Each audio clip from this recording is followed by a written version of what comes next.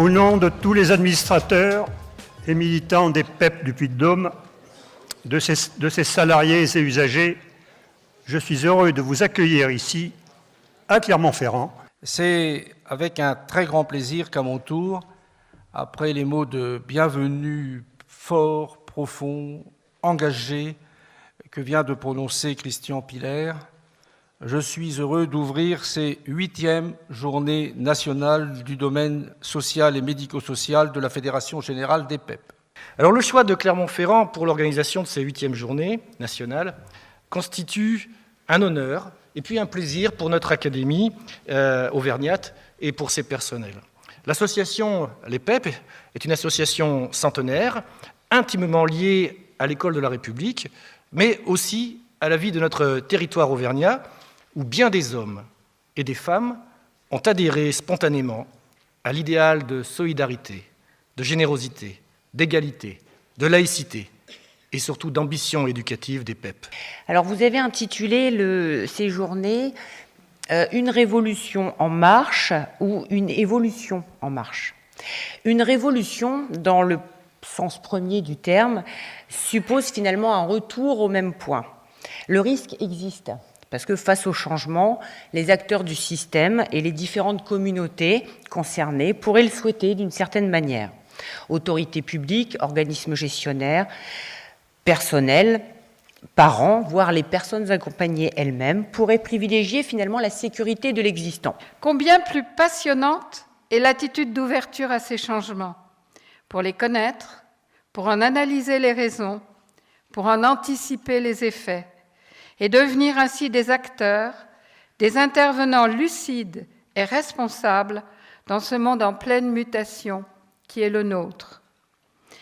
C'est dans cet esprit que le comité de pilotage du domaine social et médico-social des PEP a pensé ces journées et que l'équipe du siège fédéral les a organisées. Je vous souhaite des journées très fructueuses et très riches.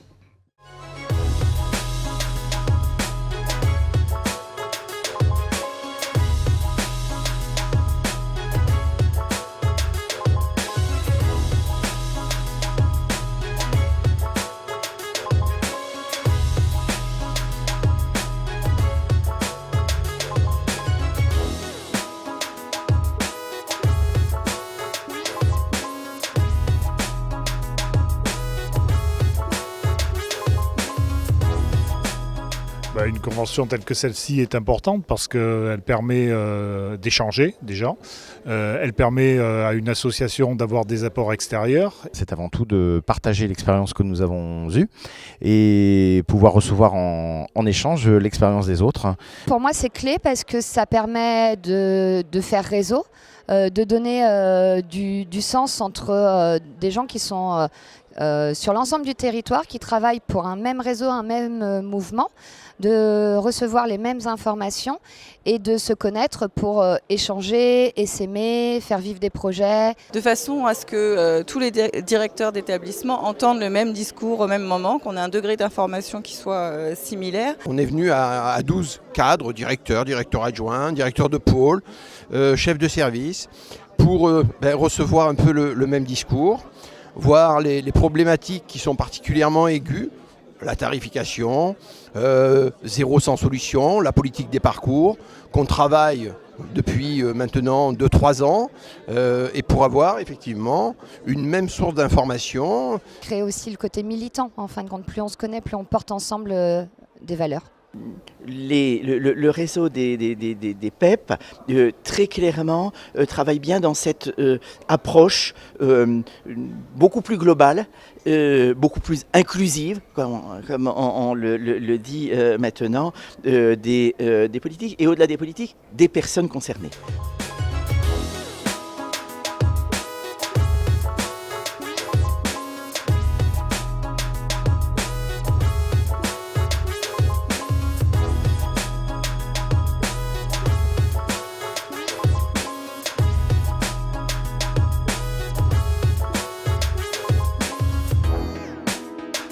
La conséquence de notre participation à ce genre d'événement, c'est aussi de trouver des pistes de travail, de continuer à développer le réseau de parents, de professionnels. On va réfléchir ensemble, on va déjà écouter le message ensemble et on va réfléchir ensemble. Et après, on peut repartir dans son département, dans son association, avec ses professionnels, avec ses familles qu'on a dans les établissements.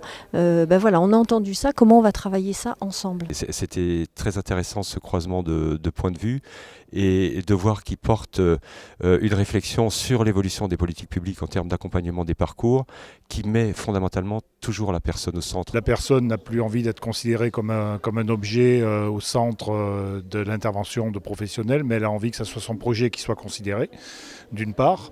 Et d'autre part, on demande aussi à la personne d'avoir un projet pour pouvoir bénéficier, pour pouvoir le mettre en œuvre. Les personnes, les familles attendent des réponses à des projets pour réaliser un parcours de vie. On n'est plus à rechercher une place. Ce ne sont pas des objets qu'on case à un endroit pour 10 ans, pour 15 ans.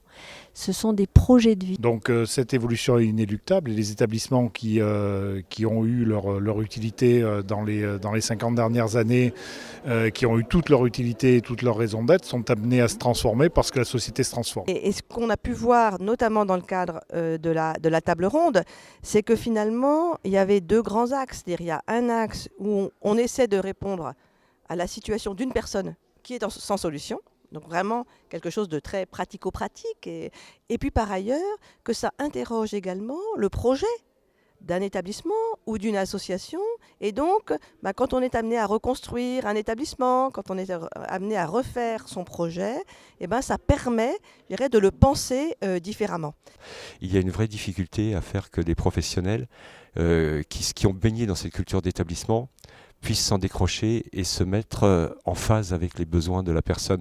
Ça ne veut pas dire qu'ils ne le faisaient pas avant, mais ils le faisaient toujours dans le contexte qui pouvait être sécurisant aussi de l'établissement. On est dans une période de mutation importante où les métiers, le rôle des associations va beaucoup changer dans les prochaines années pour accompagner les personnes vulnérables, que ce soit des jeunes en difficulté, des personnes handicapées, des personnes en situation d'exclusion sociale notamment, des personnes âgées aussi. Moi je voudrais tout d'abord remercier la Fédération d'organiser ce type de journée et donc de donner la possibilité d'échange autour de ce projet dont je suis persuadée qui fait évoluer l'ensemble de notre organisation médico-sociale.